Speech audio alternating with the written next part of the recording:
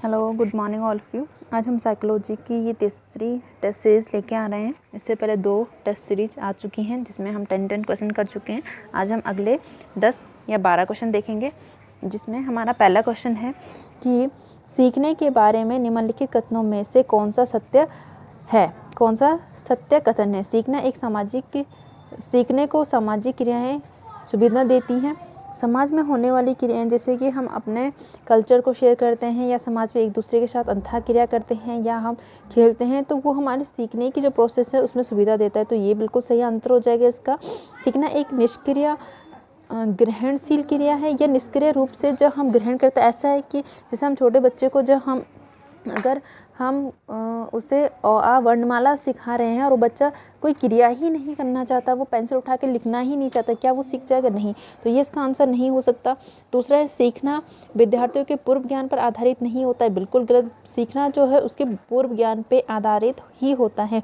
हम पूर्व ज्ञान से संबंधित करके ही सिखाते हैं। सीखना कौशलों के संचय के समान होता है कि हम बहुत सारे कौशलों को इकट्ठा कर लें और वो हम सीखने बोलेंगे उसको। तो ये हो सकता है, लेकिन हमें ढूंढना होता है सबसे अच्छा आंसर। तो हमारा जो आंसर हो जाएगा वो एक निगमनात्मक तर्कण से में शामिल होता है। निगमनात्मक का मतलब होता है कि जब हमें कोई नियम दिया होता है और उसके आधार पर हम क्या उदाहरण देते हैं। जैसे कि हमें नियम दे रखा है कि जो क्या है, पृथ्वी गुरुत्वाकर्षण बल लगाती है ना। पृथ्वी गुरुत्वाकर्षण बल लगाती है, ये नियम है। अब हम उससे क्या कर रहे हैं, बच्चों को सिखा रहे हैं कि पृथ्वी गुरुत्वाकर्षण बल लगाती है। कैसे? हम कोई भी वस्तु ऊपर फेंकते हैं तो नीचे ही आ जाती है। तो ये निगमनात्मक हो गया। तो इसमें क्या एक सामान्य बात बता रहे हैं कि पृथ्वी गुरुत्वाकर्षण बल लगा, फिर हम विशेष जाए कि कैसा लगाते हैं। हम अलग अलग वस्तुओं को फेंक के उनको समझा रहे हैं। तो सामान्य से विशिष्ट की और ये नियम हमको बताता है, ये तर्कण हमको बताता है। इसका अपोजिट हो जाता है आपका आगमनात्मक तर्कण। आगमन में क्या होता है, आगमन यानी लाना। हम किसी नियम को बनाते हैं जब किसी नियम, इसका अपोजिट हो जाएगा। जैसे कि हमने अलग अलग वस्तुओं के थ्रू, जैसे ऊपर कोई वस्तु पे हमने बॉल फेंकी, हमने देखा वो नीचे आ रहा है। फिर हमने पेपर फेंका, फिर हमने कोई लोहे की वस्तु फेंकी, हमने भारी से भारी चीज़ फेंकी, वो सारी वस्तुएं नीचे आ रही हैं। तो इससे हमने एक नियम बनाया कि पृथ्वी में कोई ऐसा तत्व है जो क्या उसे अपनी ओर खींच रहे हैं, जिससे हमने बाद में नियम कि वो क्या गुरुत्वाकर्षण है।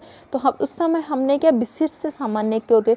तो आगमन इसके उल्टा हो जाता है, विशिष्ट से सामान्य की ओर ये नहीं होगा, क्योंकि ये आगमन का गुण है। ज्ञान का सक्रिय निर्माण करना या पुनर्निर्माण करना, ये नहीं होगा। इसका जो सही आंसर हो जाएगा वो हो जाएगा एक सामान्य से विशिष्ट की ओर तर्कण। दूसरा जो है, अगला जो है वो है, जब बच्चे एक अवधारणा को सीखते हैं और उसका प्रयोग करते हैं तो अभ्यास उनके द्वारा की जाने वाली त्रुटियों को कम करने में मदद करता है। यह विचार डैश के द्वारा दिया, मतलब जब बच्चे कुछ सीखते हैं और फिर वो उसका क्या बार बार अभ्यास करते हैं, तो इससे उनके सीखने की जो प्रोसेस वो क्या ज़्यादा करेक्ट होते हैं, वो गलतियाँ कम होती हैं। ये सिद्धांत किसने दिया था? तो ये सिद्धांत जो दिया था वो दिया था आपके थॉर्नडाइक ने दिया था, जिसे उन्हें अभ्यास का नियम का था। जिसमें उन्होंने कहा था कि जब हम क्या अभ्यास के नियम जितने ज़्यादा अभ्यास करते हैं तो हमारा अधिगम उतना मजबूत होता है, हमारी लर्निंग उतनी अच्छी होती है। अगर हम नहीं करते तो हम भूल जाते हैं, यानी हमारा अधिगम जो है वीक हो जाता है। बाद में उन्होंने इस पर थोड़ा संशोधन किया था 1930 में। उन्होंने कहा था उस समय कि ये ज़रूरी नहीं है कि हम अधिगम क्या रिपीट कर रहे हैं या हम बार बार अभ्यास करें तो क्या हो, अच्छा ही हो, हम ज़्यादा मजबूत सीखें। तो उन्होंने बाद में इसको तोड़ के नियम दिया था, उपयोग अनुपयोग के नियम। यहाँ पे हम बहुत डिटेल नहीं जाते हैं, यहाँ पे बस इतना समझ लीजिए कि अभ्यास से त्रुटियाँ कम होती हैं। या ये जो बात की थी वो किसने कहे थे?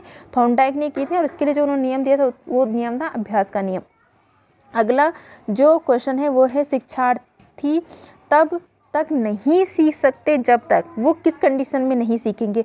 उन्हें शिक्षा के सामाजिक उद्देश्यों की आवश्यकता के अनुरूप ना पढ़ाया जाए। अगर उन्हें कोई पढ़ाया जा रहा है, उन्हें कोई चीज़ पढ़ाई जा रही है, वो सामाजिक का कोई उद्देश्य नहीं है, ना वो उसे समाज के अनुकूल है ना कुछ, लेकिन वो सीखते हैं। माना उन्हें गाली देना सीखा, तो गाली देना सीखेंगे ना, समाज के अनुरूप तो नहीं है, समाज का कोई उद्देश्य उसमें क्या हो रहा है, हासिल नहीं हो, लेकिन उसने फिर भी सीख लिया, मतलब इसमें वो सीख सकता है, ऐसा तो कुछ नहीं है। उन्हें यह पता ना हो जो तथ्य उन्हें पढ़ाया जा रहा है, निकट भविष्य में उसका परीक्षण लें। अगर गाली ही सीख रहे हैं, गाली हम सिखा रहे हैं, वो सीख रहे हैं, उसका कोई परीक्षण नहीं होगा लेकिन उन्होंने फिर भी सीख लिया, तो ये नहीं हो सकता, वे सीखने के लिए तैयार नहीं है। तो ये इसका आंसर हो गया। अगर हम उसे गाली सिखा रहे हैं लेकिन वो सीखना ही नहीं चाहता, उसके लिए तैयार हो, तो नहीं सीखेगा। तो मतलब जब तक वो सीखने के लिए तैयार नहीं है तब तक हम उसे नहीं सिखा सकते हैं, चाहे वो अच्छी बात हो, चाहे बुरी बात हो, चाहे उसके अनुकूल हो, चाहे समाज के अनुकूल, वो कुछ भी नहीं सीखेगा तब तक जब तक क्या हो, वो सीखने के लिए तैयार ना हो। तो इसका आंसर सी हो जाएगा। अगला जो है वो है व्याख्यान, अनुमान और नियंत्रण परिकल्पना डैश के लक्ष्य हैं। किसके लक्ष्य हैं?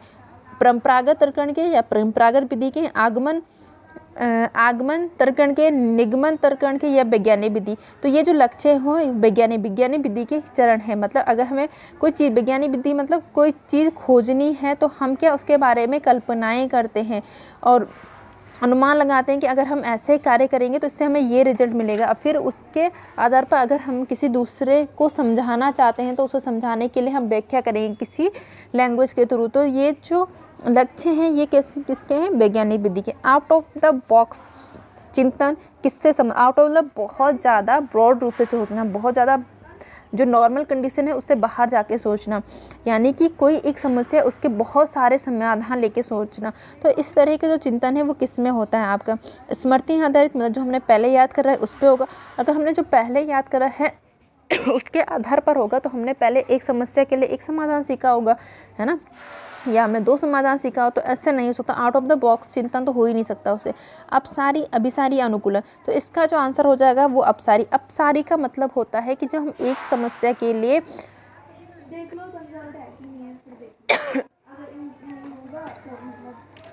जब हम एक समस्या के लिए बहुत सारे समाधान को सोचते हैं, बहुत सारा समाधान लेके आते हैं, तो उसे बोलते हैं अपसारी चिंतन। अभिसारी इसके उल्टा हो जाता है, जब एक समस्या के लिए एक ही समाधान होता है।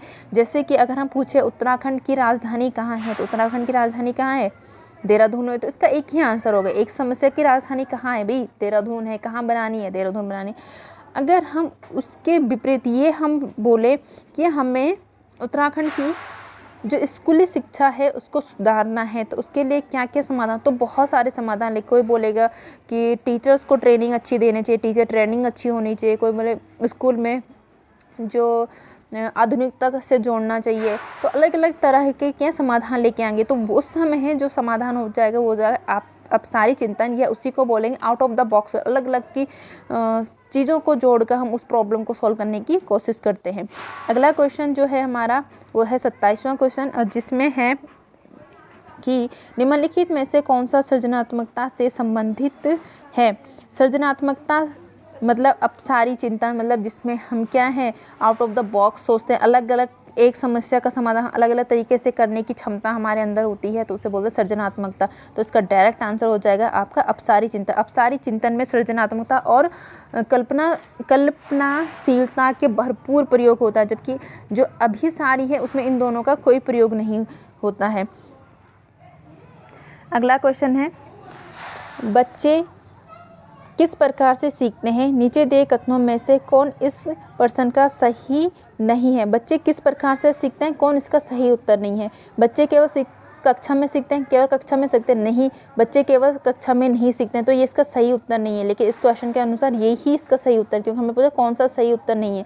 तो वो केवल कक्षा में नहीं सीखते हैं, कक्षा के बाहर समाज में, अपने दोस्तों से, खेल में, टीवी के माध्यम से, अलग अलग माध्यम से सीखते हैं। तो सिर्फ कक्षा इसका आंसर नहीं हो, सिर्फ कक्षा में अधिगम नहीं होता या सीखते नहीं है, तो यही इसका आंसर हो गया। बच्चे तब सीखते हैं जब वे संज्ञानात्मक रूप से तैयार है। बिल्कुल तभी ही सीखेंगे जब वो संज्ञानात्मक रूप से तैयार होते हैं। ऐसा समझ लो कोई 1 साल का बेबी है और उसे हम क्या है गिनती या पहाड़े सिखाने की कोशिश कर रहे हैं, तो ये सीख पाएगा? नहीं सीख पाए, क्योंकि अभी उसमें संज्ञानात्मक विकास नहीं हुआ, उसकी बुद्धि उतनी विकसित नहीं हो रही। लेकिन वो तभी सीखते हैं जब वो संज्ञानात्मक रूप से तैयार होते हैं। बच्चे अनेक प्रकार से, बिल्कुल अनेक प्रकार से सीखते हैं। बच्चे सीखते हैं क्योंकि वे स्वाभाविक रूप से, जब वो स्वाभाविक रूप में अपने आप से प्रेरित होते हैं तब वो ज़्यादा अच्छे से, जब उन्हें मोटिवेशन, अरे मुझे ये करना है, जैसे बच्चों को खेलना बहुत पसंद होता है तो खेलना बहुत जल्दी सीख जाते हैं, क्योंकि उस समय उन्हें अंदर से प्रेरणा आ रही होती है कि मुझे ये सीखना है, उन्हें मज़ा आ रहा होता है उस चीज़ में। अगला क्वेश्चन है, विभिन्न मुद्दों और विमर्शों पर उनके द्वारा कारण प्रस्तुत करते हुए बच्चों को अपनी व्यक्तिगत राय को व्यक्त करने के लिए प्रोत्साहित करने वाले प्रश्नों पर्सन किसको बढ़ावा देते हैं। अगर हम किसी बच्चे को अलग अलग मुद्दों पर कि वो क्या सोचता है, उसकी व्यक्तिगत राय, उसको व्याख्यान करने का, उसे बोलने का मौका दे रहे हैं, तो हम उसमें क्या बढ़ावा, उसमें किस तरह का व्यक्तित्व को बढ़ावा करने की कोशिश करें। उसमें अभिसारी चिंतन नहीं, अभिसारी चिंतन तो उसने जो पढ़ा था उसी का आंसर देगा, वो किसी मुद्दे पर अपनी राय नहीं रख सकता है ना। जानकारी का पुनः जो पहले जानता था उससे रिलेटेड बिल्कुल नहीं हो सकता है। मानव बच्चों का मानवीकरण का आंकलन बिल्कुल नहीं। विश्लेषणात्मक और आलोचनात्मक चिंता, तो अगर हम बच्चों को ऐसे करने का मौका दे रहे हैं कि अलग अलग मुद्दों पर उन पर विचार विमर्श करने का, उनको उनकी क्या व्यक्तिगत राय है उसे करने, उसको बोलने का, बताने का उन्हें प्रोत्साहन कर रहे हैं, तो हम बच्चे के अंदर विश्लेषणात्मक और आलोचनात्मक चिंतन का विकास करना या बढ़ावा करने की कोशिश करें। विश्लेषणात्मक मतलब वो किसी वस्तु के बारे में उसकी विश्लेषण कर सकते हैं कि इसमें क्या अच्छाई है, क्या बुराई है। और आलोचना मतलब वही ये कि इसमें क्या अच्छा है, ये अगर बात हो रही है सही है तो क्यों है, ये नहीं है तो क्यों नहीं, सही कैसे हो सकता है। तो उसमें इस तरह की चिंतन का विकास जो करा जा सकता है जब हम उसे व्यक्तिगत राय देने को कहते हैं या व्यक्त करने को हम उसे बढ़ावा देते हैं। अगला है सृजनात्मकता क्या है। सृजनात्मकता क्या होती है, जब क्या होती है वो किसी समस्या का अलग अलग तरीके से समाधान ढूंढ पाता है। ये पहले भी आए थे इस तरह का क्वेश्चन। तो समस्या के मौलिक और अपसारी साधनों को पहचानने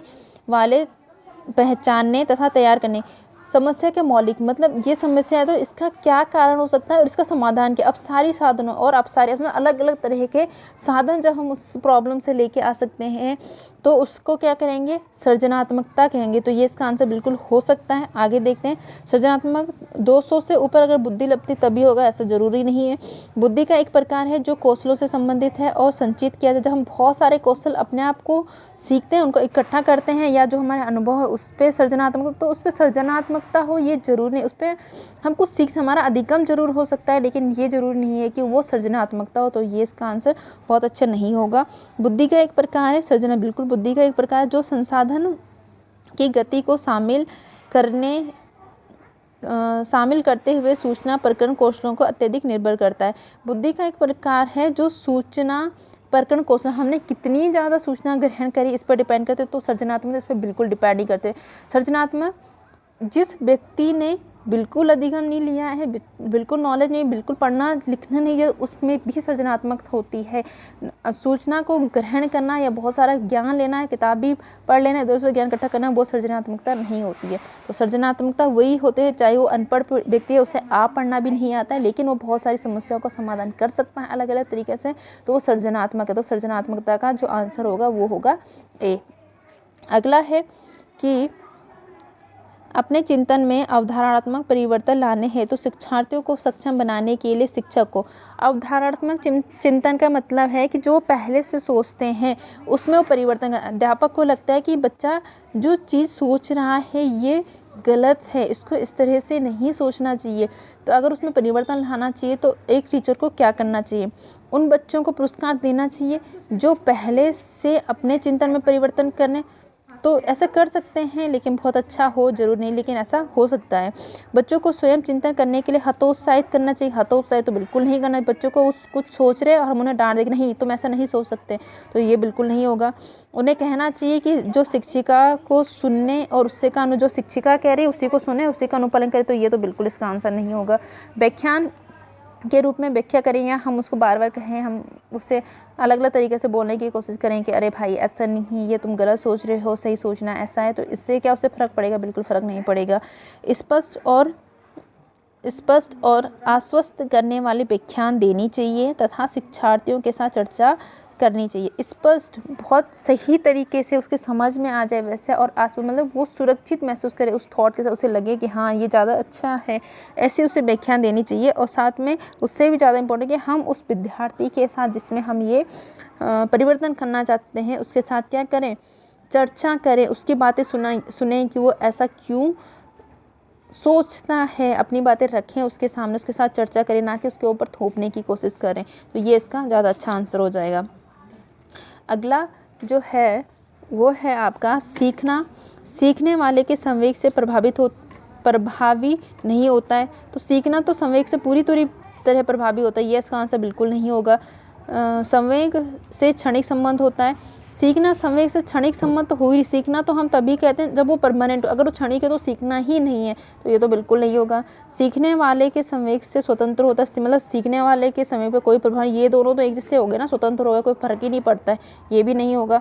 सीखने वाले के संवेग से प्रभावी होता है, तो बिल्कुल सीखने वाले के संवेग से प्रभाव, जब वो कोई चीज़ है वो उसके बारे में क्या महसूस करता है उस पॉइंट के बारे में, तो वो उसको सीखने में ज़्यादा आसान लगता है। जैसे कि अगर मैं टीचिंग से ही रिलेटेड, जिस टीचर का ये सोचना होगा कि बच्चों को मार के नहीं सीखा, अगर हम मारते हैं उन्हें पनिशमेंट देते हैं वो ज़्यादा अच्छा सीखेंगे, जिसका ये सोचना होगा, तो उसको कितना भी हम टीचर ट्रेनिंग में ये समझाने की कोशिश करें कि नहीं बच्चों को मारना नहीं चाहिए, उन्हें उनकी प्रॉब्लम क्या है वो समझना चाहिए, फिर उसके अनुसार उन्हें पढ़ाना चाहिए, नहीं वो उसको ये समझाना बहुत ज़्यादा टफ हो जाएगा, क्योंकि उसका संवेग, उसकी सोच, उसकी क्या है पहले से बन गई, हम उसे डरा के और मार के ही सिखा सकते हैं, तो वो नहीं सीखेगा। और जिसकी संवेग ऐसी हो पहले से, जिसका कि बच्चों को क्या है डरा के, मार के, धमका के नहीं सिखाया जाता है, बल्कि सिखाने के लिए उनको एक्चुअल में प्रॉब्लम क्या है, अगर वो समझ ली जाए तो उनको सिखाना ज़्यादा आसान हो गया, तो उसको उनको टीचर ट्रेनिंग के दौरान ये बात जब बताई जाए तो ईजिली उसको समझ जाएंगे। तो ये बताने की कोशिश कर, तो सीखना होगा, सीखने वाले के संवेग को प्रभावित करता, तो ये इसका आंसर हो जाएगा। तो आज के हमारे ये 12 क्वेश्चन कंप्लीट हुए हैं। अगले 10 क्वेश्चन हम अगले वीडियो में लेके आएंगे। तब तक के लिए धन्यवाद। हमारा चैनल देखते रहें और सब्सक्राइब करें, शेयर करें, लाइक करें। Thank you.